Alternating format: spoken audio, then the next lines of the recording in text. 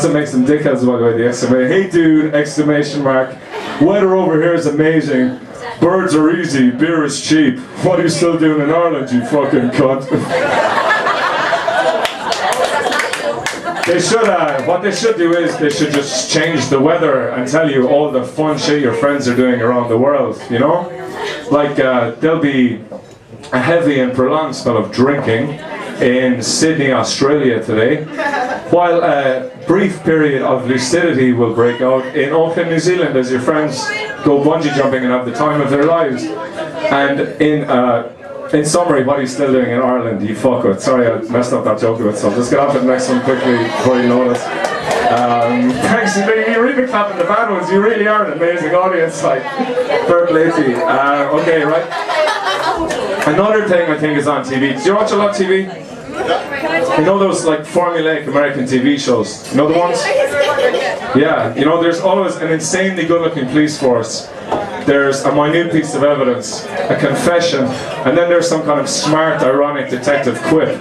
It's like, we found the water ski in your condo, Ramirez. Anything you want to tell us? Okay guys, okay, with me, okay? I killed her.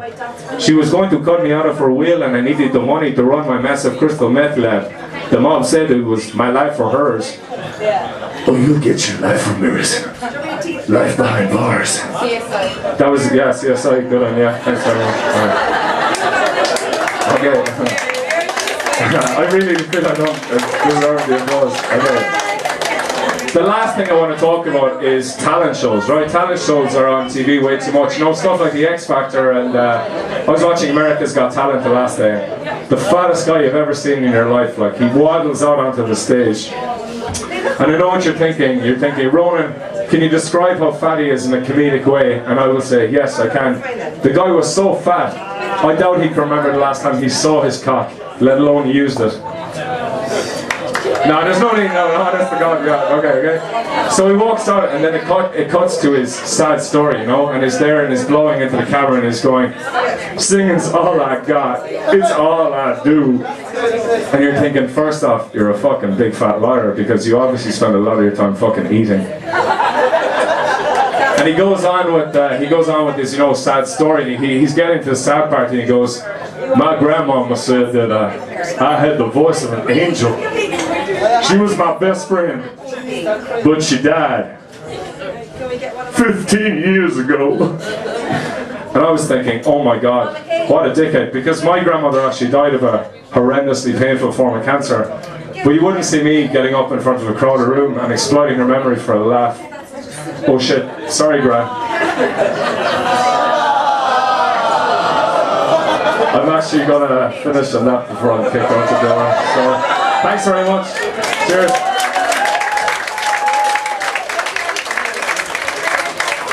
Ladies and gentlemen, Mr. Ronan Grace.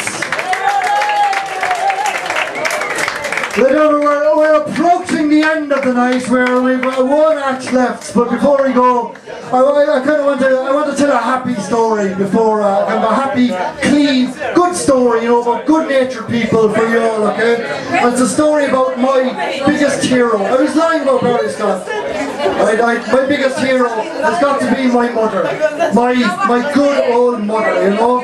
Please, I want you to give a round of applause to the woman who raised me, please. 1, 2, 3, round of applause for my mother. There she is. She'll be fucking chuffed for that. She's actually over the bar there. Anyway. But my mother, look, this is a lovely story now, lads, so if you don't wish up now and pay attention, I'll be very upset. You're the son, you stop that.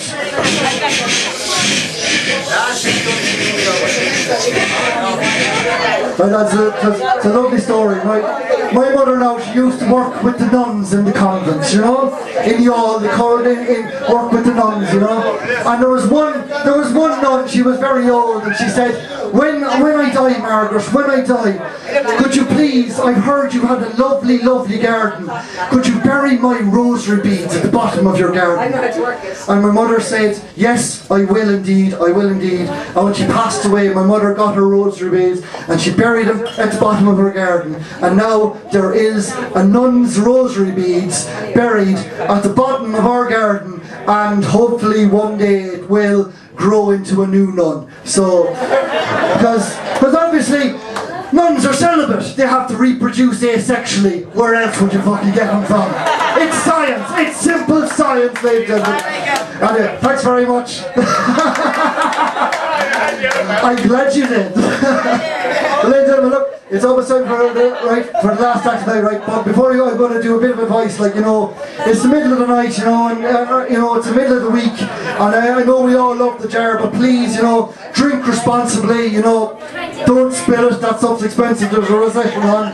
You know, and also, you don't want to wake up the next morning with an almighty hangover. You always seem to get the worst hangovers when you have to get up for like work or a court hearing or something, and you're there and you're just stumbling around the kitchen like Gollum from Lord of the Rings going,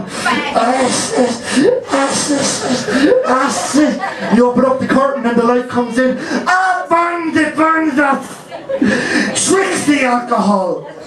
No, alcohol's your friends. You don't have any friends, that's why you drink. My head, go away. Alcohol look after you when he gets the paracetamol and he takes it. Who's that at this hour in the morning? Hi, Barry Scott here. I'm back off, Barry. Are you ready for the last act of the night?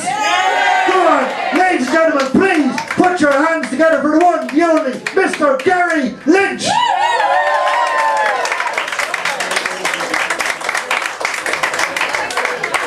Hello.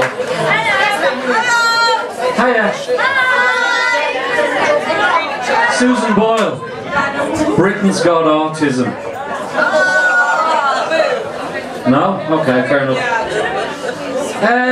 It's a very happy time in my house. Recently I became a grandfather for the first time, a few months ago. I don't look old enough. Thanks. Yeah, but it's a very happy time, but it's a life-changing experience, isn't it, folks? Very life-changing. When the baby was born, I was actually in town trying to score some ecstasy tablets. And I came home on the bus sucking a packet of Werther's Originals, stinking of piss. I wouldn't mind, but it was somebody else's piss. Fucking hell, I'm doing well here.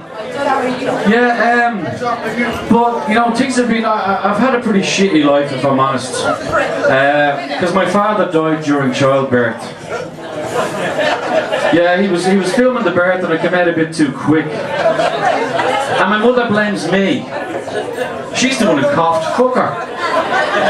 You know what I mean? 60 fags a day when you're 5 months pregnant. What do you expect? Actually, it's a good job I was premature. I would have gone through the wall.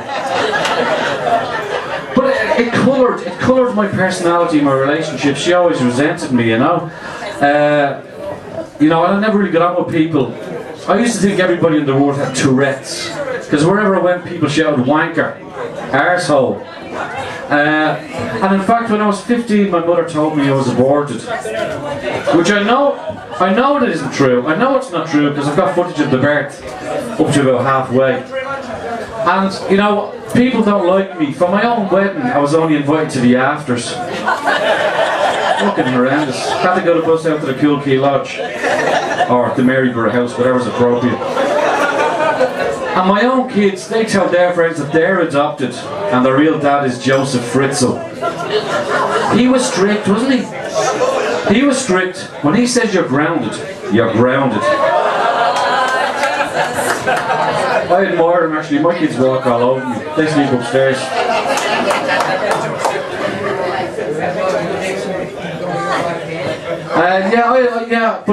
I read an interview with his eldest daughter, Elizabeth Fritzl. She's actually a beautiful girl, very beautiful girl.